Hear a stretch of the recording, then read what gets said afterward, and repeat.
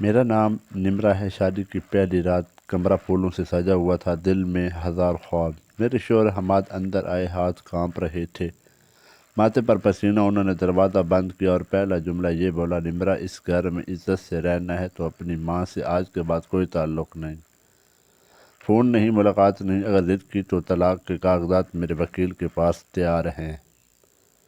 میں ساکت رہ گئی۔ چند گھنٹے پہلے نکاح میں جو مسکرا رہا تھا یہ وہی تھا؟ میں نے پوچھا وجہ، وہ بولے تمہاری ماں لالچی ہے، پیسے کے لیے بیوہ ہوتے ہی دوسری شادی کر لی۔ میں حیران، ایسے لوگوں سے رشتہ نہیں کرتا۔ میں خاموش ہو گئی کیونکہ میں جانتی تھی میری ماں کتنی مجبور تھی۔ 3 سال پہلے میرے والد کا انتقال ہوا، ہم قرضہ میں ڈوب گئے۔ ماں نے گھر چلانے کے لیے وسیم چاچا سے شادی کر لی۔ وسیم چاچا بہت بیوہ تھا، ان کی ایک بیٹی مریم عمر میں مجھ سے 2 سال بڑی تھی۔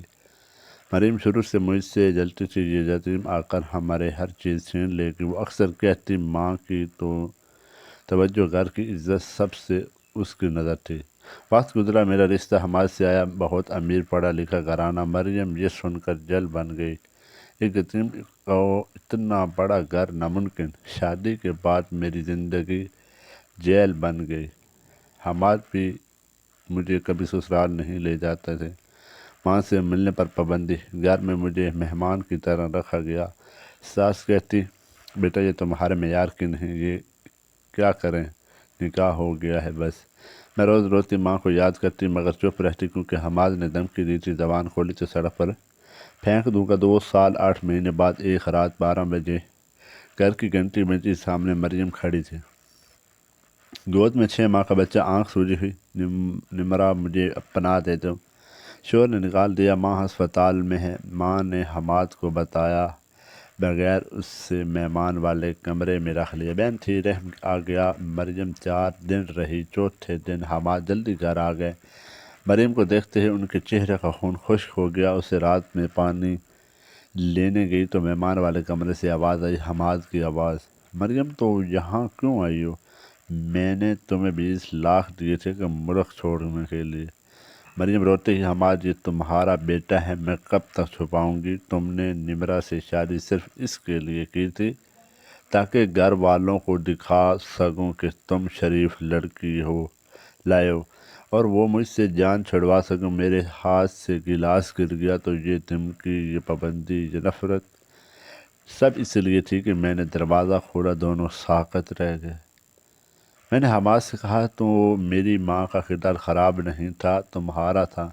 تم نے مجھ سے جھوٹ بولا کہ ماں لالچی ہے، جبکہ تم خود مریم کے ساتھ۔ حماد میرے پاؤں میں گر گیا، نمرہ معاف کر دو، مریم نے بلیک میل کیا تھا، اس نے کہا تھا اگر شادی نہ کی تو ساری ویڈیو لیک کر دوں گا۔ میں ڈر گیا تھا، خاندان کی عزت کا سوال تھا۔ مریم ہنسی، اور تم اور تو بیچاری بن کر 3 سال میں گھر میں پڑی ہے۔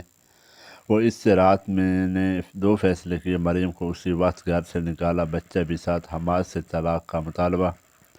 حماد نے منت کی، ایک موقع دو، میں سب ٹھیک کر دوں گا۔ میں نے کہا جس نے پہلی رات بیوی کو دھمکی دی وہ 3 سال بعد کیا ٹھیک کرے گا؟ میں سیدھا ماں کے گھر گئی۔ ماں نے گلے لگا کر کہا بیٹا، مریم نے ہمیں بھی دھمکی دی تھی، کہا تھا نمرہ سے بات کی تو اسے تیز تیزاب پھینک دوں گی۔ تب سمجھ آیا ہم دونوں ماں بیٹی کے ڈر سے چھپ تھیں۔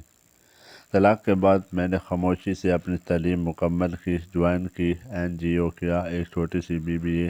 6 مہینے بعد پولیس کا چھاپا پڑا، مریم اور حماد دونوں گرفتار، الزام فراڈ، بلیک میلنگ اور جعلی شادی کے کاغذات۔ پتہ چلا حماد نے مریم سے چھپ کر شادی کی تھی اور مجھ سے بھی۔ مریم نے حماد کو بلیک میل کر کے 20 لاکھ لیے تھے۔ عدالت میں جج نے کہا نمرہ بی بی آپ نے صبر کیا، اللہ نے انصاف کر دیا۔ طلاق کے 1 سال بعد میری ملاقات ارحم سے ہوئی، وہ ایک اسکول کے پرنسپل تھے، بیوی کا انتقال ہو چکا تھا، ایک 5 سال کی بیٹی زویا۔ ارحم نے کہا نمرہ میں تمہاری مرضی نہیں پوچھوں گا، میں تمہارا مستقبل بننا چاہتا ہوں۔ انہوں نے مجھے وہ عزت دی جو میں 30 سال سے ترس رہی تھی۔ زویا بھی مجھے امی کہتی تھی۔ مریم کو 3 سال قید اور جرمانہ ہوا، جیل سے نکل کر وہ در بدر حماد کے والدین نے اسے رشتہ توڑ دیا، کاروبار ڈوب گیا۔ آج بھی وہ مجھے میسج کرتے ہیں، نمرا ایک موقع دو میں بلاک کر دیتی ہوں۔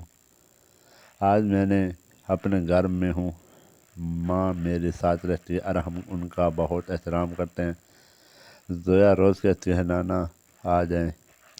وہی ماں جسے لالچی کہا گیا آج سب سے زیادہ عزت والی خاتون ہے۔ ناظرین، اس 3 سال سفر نے مجھے 3 باتیں سکھائیں۔ پہلی، رات کی دھمکی رشتے کی بنیاد نہیں بن سکتی۔ جو رشتہ جھوٹ پر بنے وہ ایک دن ضرور ٹوٹے گا۔ اللہ کا انصاف دیر سے صحیح دیر نہیں ہوتا۔ میں نے صبر کیا، دعا کی اور اللہ نے مجھے اس سے بہتر دے دیا جس کا میں نے سوچا بھی نہیں تھا۔ اگر آپ بھی کسی ظلم کی شکار ہیں تو یاد رکھیں، چپ رہنا کمزوری نہیں ہوتی، بعض اوقات چپ رہ کر ہمیں اپنے وقت آنے کا انتظار کر رہے ہوتے ہیں۔ کومنٹ میں الحمدللہ لکھیں۔ کہانی اچھی لگی تو ہمارے لائک اور شیئر ضرور کریں۔ اگلی کہانی تک کے لیے اللہ حافظ۔